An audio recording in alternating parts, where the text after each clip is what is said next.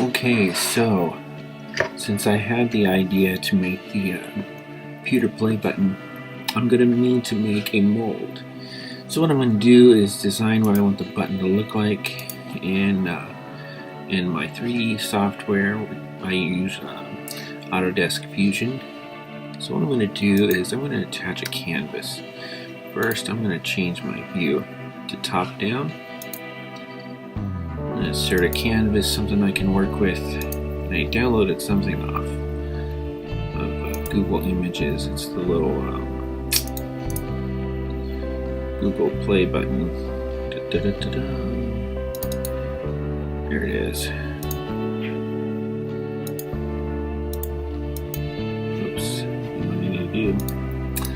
You rotate this canvas.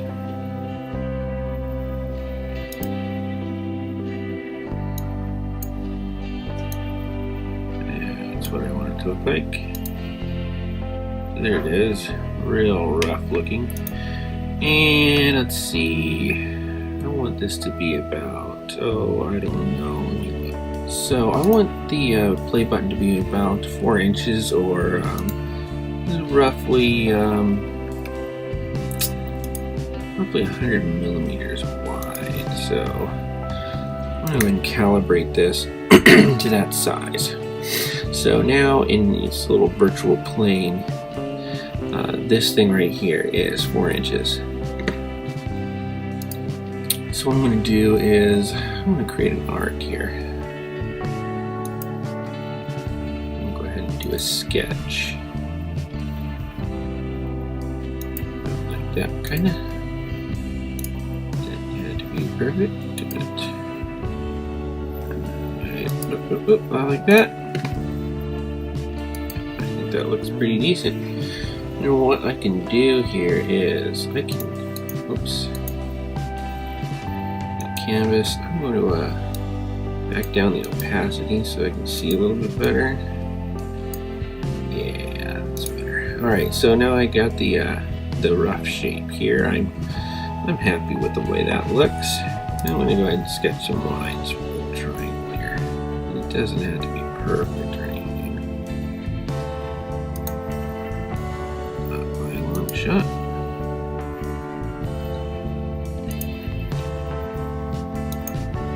There we go. I think I like how that looks. So I got my sketches done. Nice and easy. So what I'm going to do here is I'm going to extrude this. And so basically extruding is going to turn a 2-dimensional layer or object into a 3-dimensional one by bringing it up on what's called the Z-axis, or up and down. So I'm thinking, I don't know, how about 4 millimeters? Yeah. That's about a little less than half the thickness of a sugar cube, just for reference. And I think the triangle in the middle is not supposed to be completely flat or a complete void. So I'm going to make that 2 millimeters. So basically, when I make a mold of this, that'll be 2 millimeters sunken in from the rest of it. Now, I think it looks kind of cool, but we can do better. So I'll tell you what I'm going to do. All right, I'm going to select these. Oops.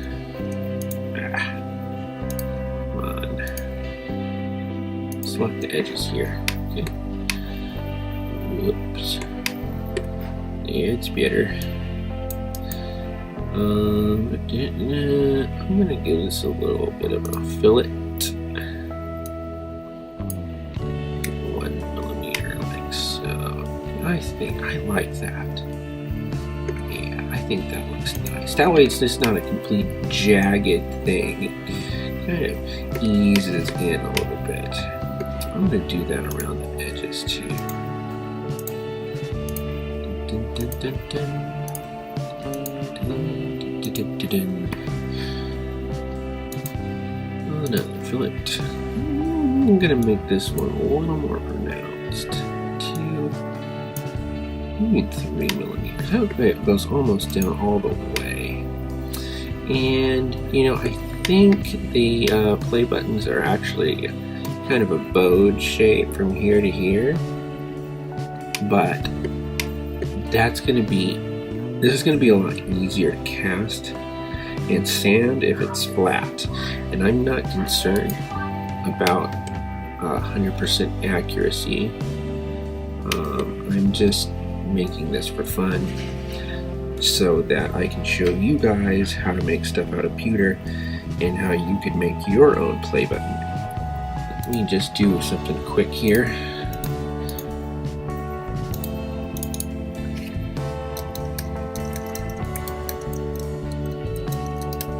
Pewter play button. Let's look at our materials. Out of curiosity, I don't know if I have pewter. I don't.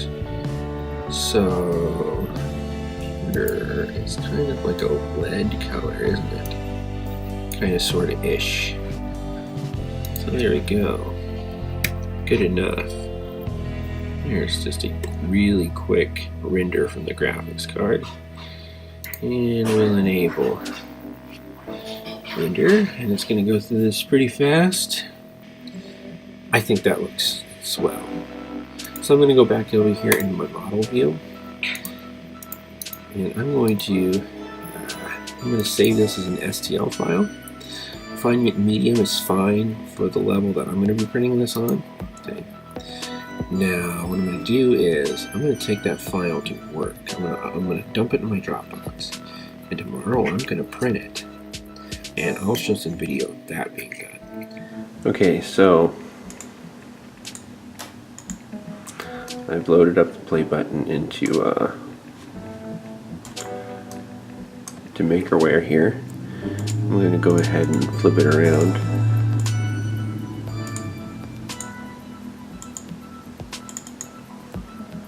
Lay it flat and move it up here to the front. As you can see, it's on there now. I'll go in here to settings. I'm going to tell it to print on high quality. And then I've got another print job that's already finished up.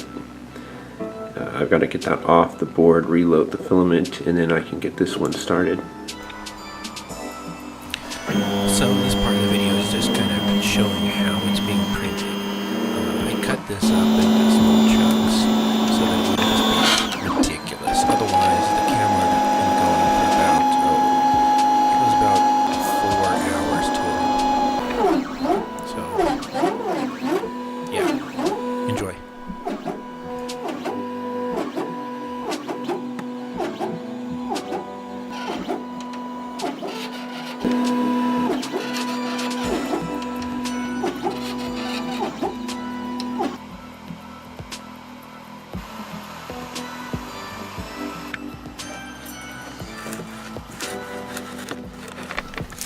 So in this part, what I'm doing is just removing the plastic piece here from the build tray. This takes a long time to do. It's a lot of work, so I've sped up the video.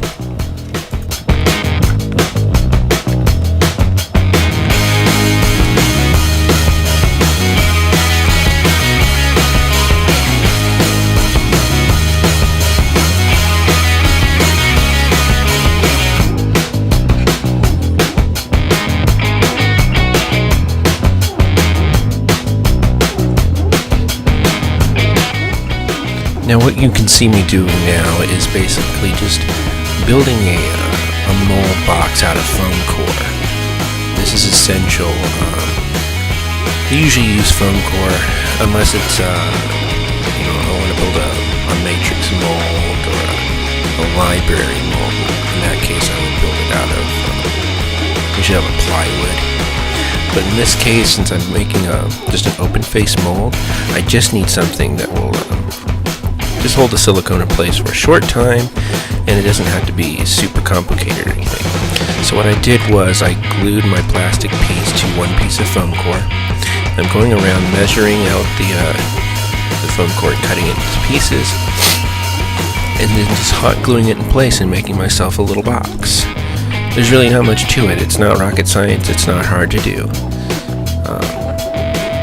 I think anybody can do this, really.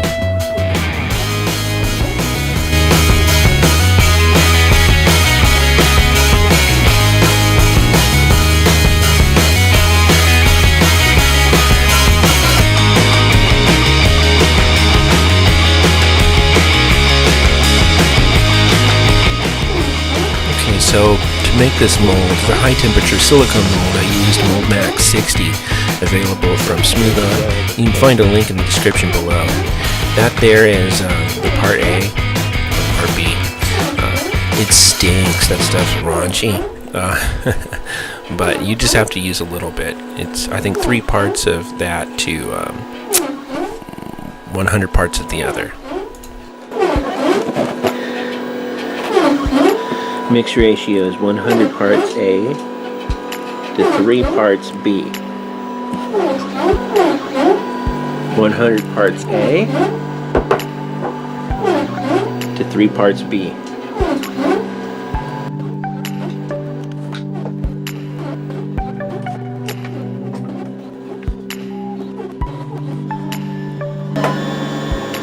It's thick.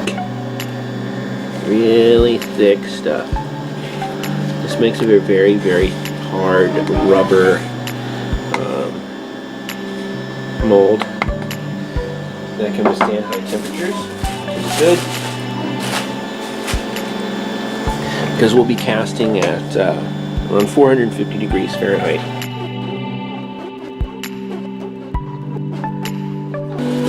Okay, so I put in about 400 grams of part A.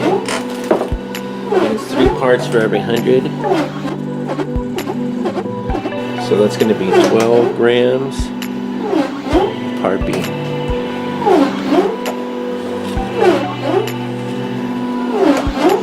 Now let's mix this up.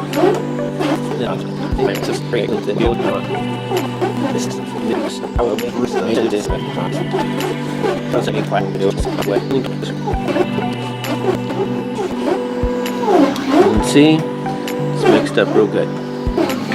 Okay, so I sprayed in some of this. It's called Ultra 4. It's epoxy paraffin mold release. This will just help prevent the silicone from sticking to the paper. And I've got it put in here. I've got it on my little board. It's not pretty, but it works. It's got little adjustable feet. I made this, and this helps me get things level. When you're making molds, it helps if you do it on a level platform. So, go ahead and start to pour this in. I'm just going to kind of let it, gravity do the trick, and slowly roll over everything.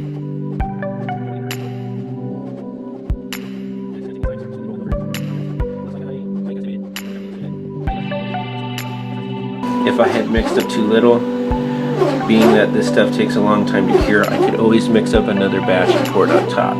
If you're using faster setting silicone, you don't have that luxury. You got to get it right the first time. Okay, here we are the next day. It's been about 24 hours.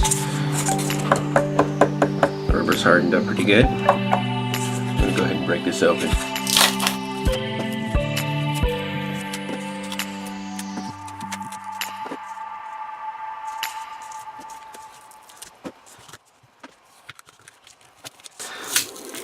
See that mold release, that Ultra 4 that I sprayed on here, really helped a lot, keeping it from sticking to the silicone.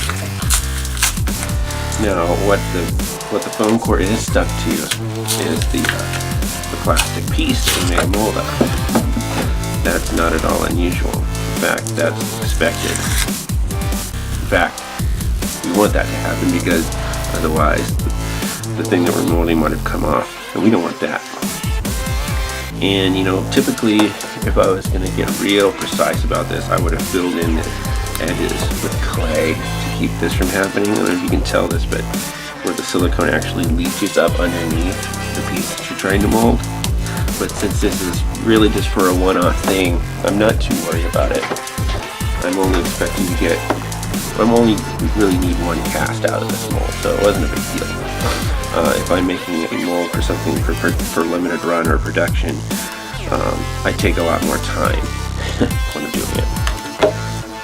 But quick, easy method of getting away with this is you just go up around the edges with a sharp X-Acto knife, or sometimes I will use a scalpel,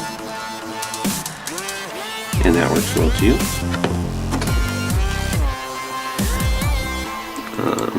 Be careful though if you do use a scalpel, because they are really crazy sharp.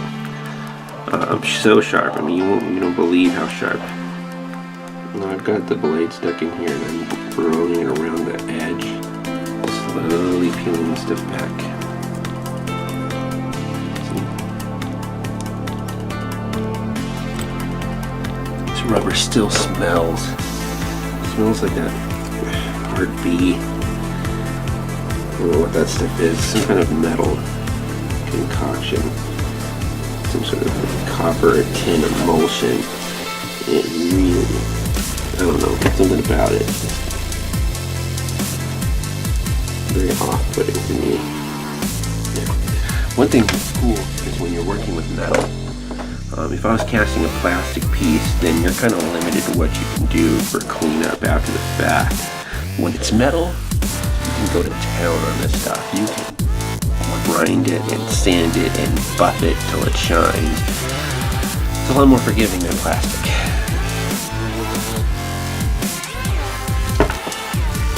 I'm just rounding around the edges here.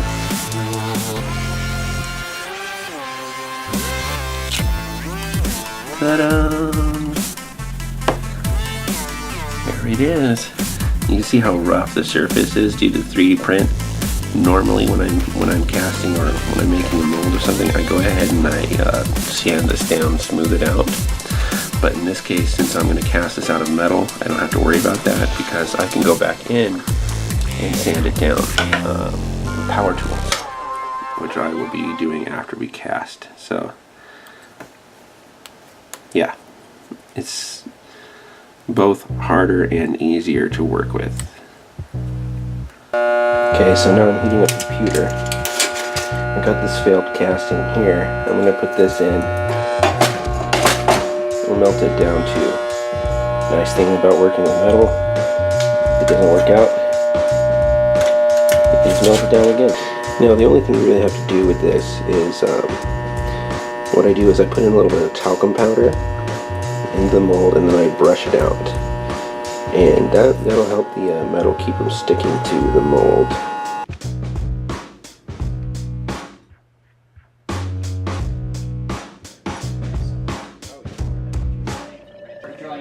Alright, it's been about 20 minutes and Pewter is nice and melted now. About 500 degrees. Looking good. Now ideally you would pour this in. Since I can't do that, I've got a little ladle. That's the best that I can do.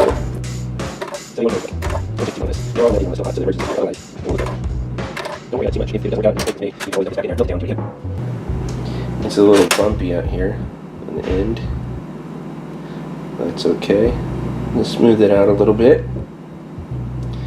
And I'll take this to a sander and make the back nice and flat later if need be.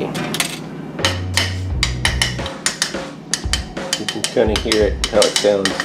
If you tap it and it sounds hollow, then you know it ain't ready, it's not cooled down enough. But if you tap it and you hear a little ting,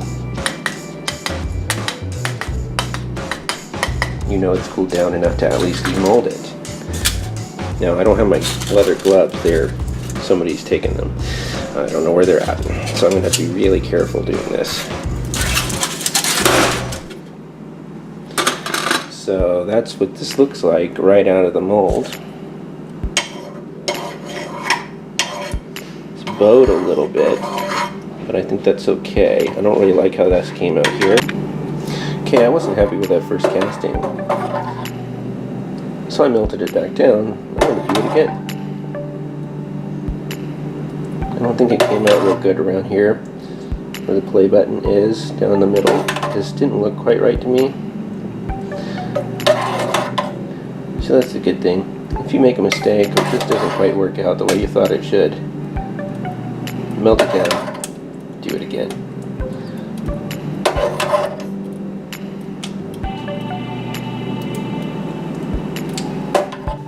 I'm liking this one a little bit more. So I just poured another one, and I'm making two of these. One is for my kids, for Daddy Daughter Gamer, and the other is for my nieces and nephews at HornQuest. So here we are back at my house in my shop, which is in my garage. What I wanted to do is just sand this down on my belt sander, get some of the rough stuff out of the way.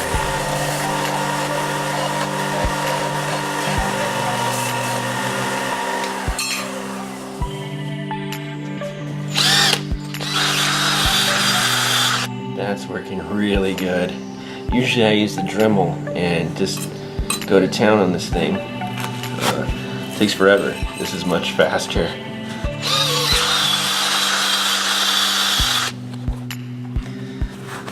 Hey. I think that's looking pretty good.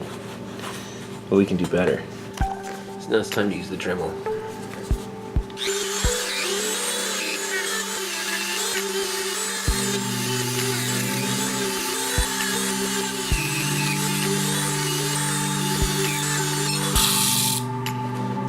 Looking pretty good. So normally I use my bench grinder to do polishing, and I've got a big buffing wheel on it, but it's been used a lot. It's gotten old, and the wheel, the big buffing pad has started to delaminate and come apart, and it's actually pushing into the side of the bench grinder, and it's just not really getting up to speed very well, and it needs to be replaced. And I really am not doing as much of this stuff as I used to, so I bought one of these because I couldn't find my rouge either. Rouge is the type of polish that you use for polishing metal. So I'm going to give this a try. I just put this on my drill and go to town with it. So I'm going to wet this pad. It's going to help it work better. Maybe a little bit too much, but got it spinning there to get that. Water's gonna fly up everywhere. Alright, I'm gonna put it on.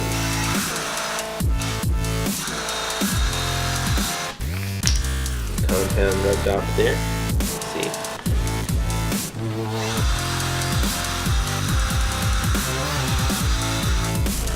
You can see it's kind of turned reddish there. Probably see that now. So I'm gonna start polishing this.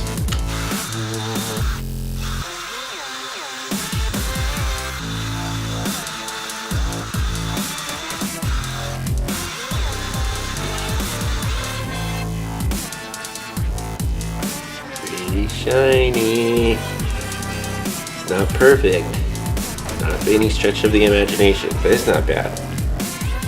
I could do better. I could make a new mold that's smoother and do this again. But, I mean, just for now, I think it looks kind of neat. Kind of roughed up. I'm going to go ahead and polish the other one. You know, I don't know if you know this, but at jewelry stores, when you go in to have a ring polished or stuff like that, they essentially are doing the same thing. So now I got these polished up. What I want to do is, I want to do something to make it stand out a little bit. I thought, let's use a little red paint down here in the middle of the play button. Kind of make it stand out a little bit more, maybe. And I'm just using one of these little Sharpie paint pens. Not the perfect way to do it. Maybe something like enamel would be good to use in here, but hey, good enough for us, right? After all, I'm not making this for sale. I'm making this for my kids. Because I want them to be happy. And for my nieces and nephews, their YouTube channel, HornQuest, gonna make one for them too. Ta-da! Not bad. Well, there you go.